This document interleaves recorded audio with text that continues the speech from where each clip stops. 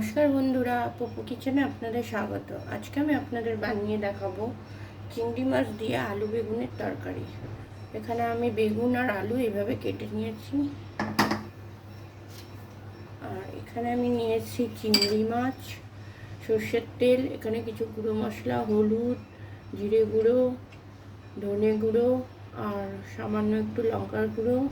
এখানে আছে পাঁচফোড়ন, পেঁয়াজ কুচিয়ে রেখেছি, নিয়েছি কাঁচা লঙ্কা আর ধনেপাতা কুচি।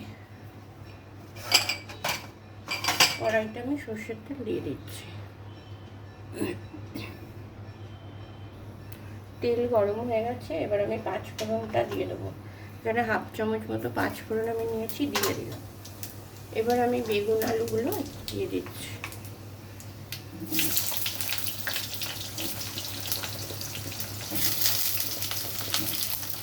বেগুনগুলো আমি একসাথে দিয়ে দিই।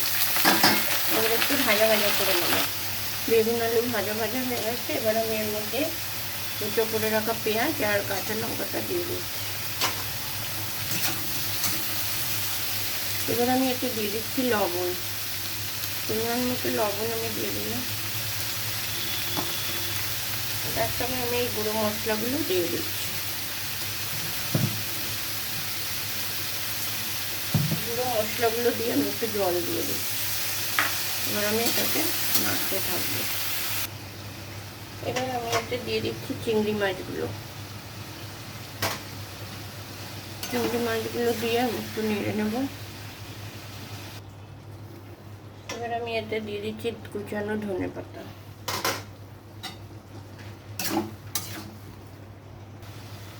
এবার আমি এতে সামান্য জল দিয়ে দেবো। সামান্য জল দিয়ে আমি এটাকে ঢাকা দিয়ে 5 মিনিট মতো আলু সেদ্ধ হতে দেবো।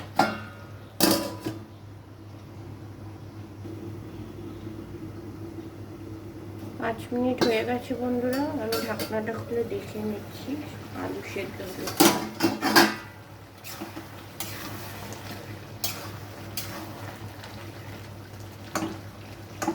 আলু আমাদের সেদ্ধ হয়ে গেছে, আলু ভালোভাবে সেদ্ধ হয়ে গেছে। এবার আমি গ্যাসটা অফ করে দেবো। আমি এবার এটা নামিয়ে, বন্ধুরা তৈরি হয়ে গেছে চিংড়ি মাছ দিয়ে আলু বেগুনের তরকারি।